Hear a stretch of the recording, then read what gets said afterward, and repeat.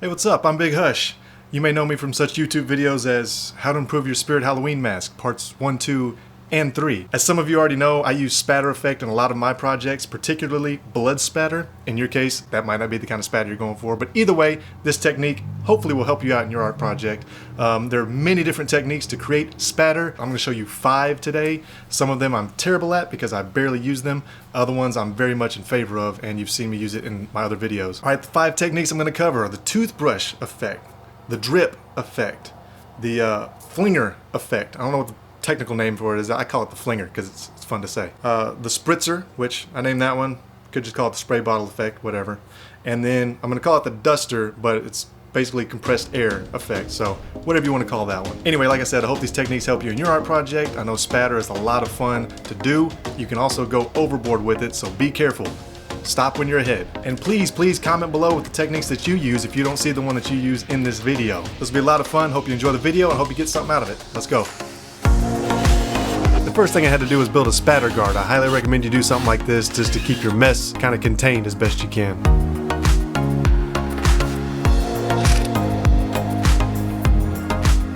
Now you're going to see me mixing paint and water to get the right consistency for my paint. You don't want it to be too sticky, but you don't want it to be too watery either, so you want to kind of add water gradually.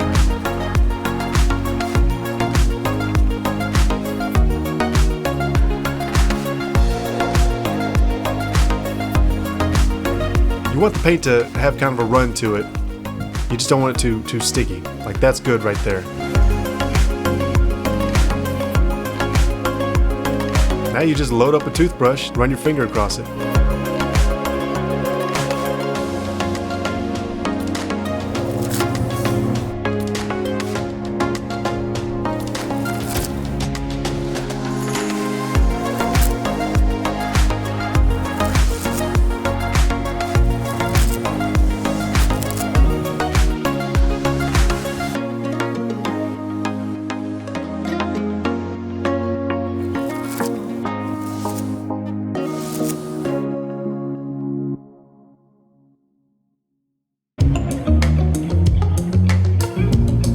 This is one I've never actually used. I don't do a great job with it here, but you get the picture. And in this case, I want to make it a lot more runny than usual because we're trying to get it to drip.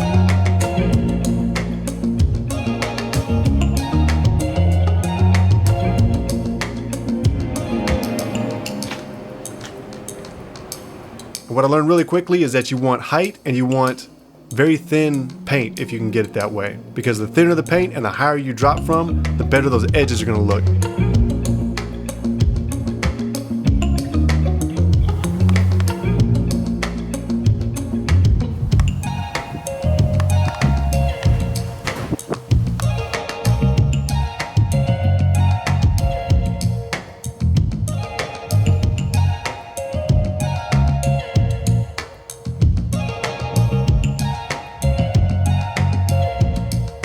It looks a lot better here when I use the syringe. You can see how high I'm dropping it from. And look at that spat. That's awesome. Those edges right there look great.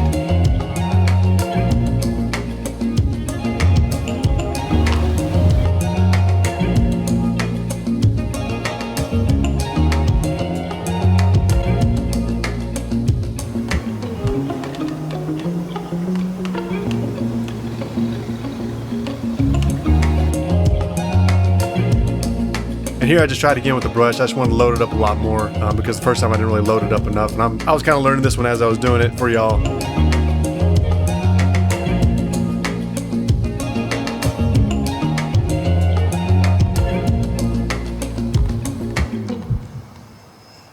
By the way, this is my assistant for the day, Melody. She'll be wandering around off camera. She's having a pretty good day exploring. You gonna say anything? Nothing? Alright, anyway, that's Melody Cat. Now she wants down. Bye-bye.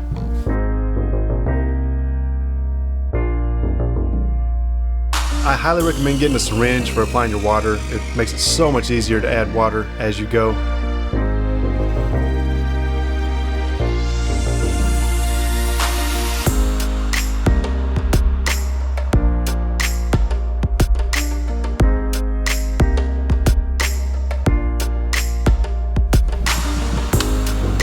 should have made the paint thinner and load the brush up more. You can see how it's kind of spotty, and you really want with this is more of like a streak, at least in my opinion.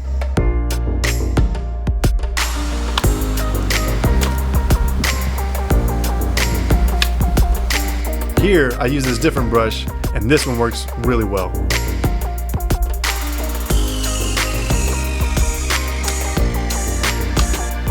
So anyway, you can play around with different consistencies of the paint and different brushes and how much paint you put on the brush. You can see I got more paint all over my table and surrounding area than I did on the canvas.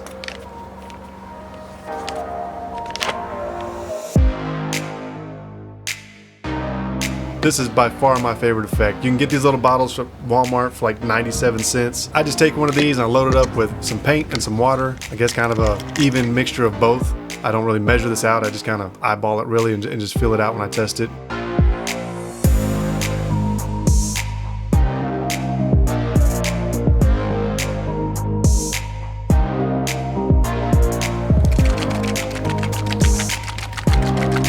Can't see the paint. I have about that much in there to work with.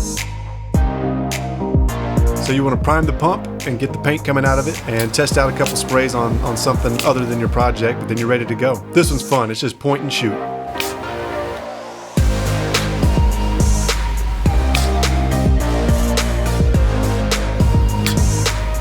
What I really like about this effect is the control and the consistency. It also keeps your hands really clean. But as you can tell with this technique, what really changes your outcome is your distance from the project. So here I demonstrate what it looks like when I'm really close, and then also when I'm really far away. This is one that I thought of myself. I don't know if I invented it, but I haven't seen it done before. All I did for this effect was drill a bunch of small holes clustered together in a old Tupperware lid. And here I've got this dust off compressed air that you can buy at Walmart or any office supply house. For this effect, I don't really think it matters that much if you thin out the paint, so I didn't mix any water with mine. But you're just gonna paint over the holes so you have paint covering all the holes. Point the painted side towards your project and then blast the other side with some compressed air.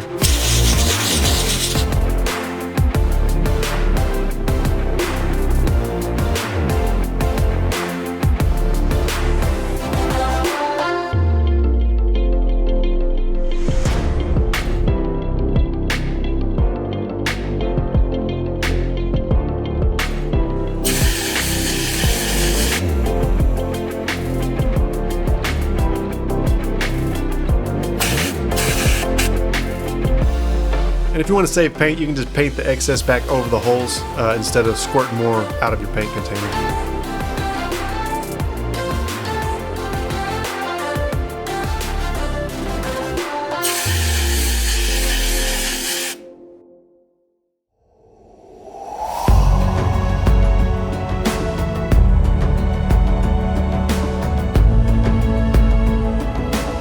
That's it. I hope you enjoyed this video. I hope you got something out of it, and I hope you get to apply these effects to your future art projects. Thank you so much for watching. If you enjoyed this video or if you found it informative, please click that like button.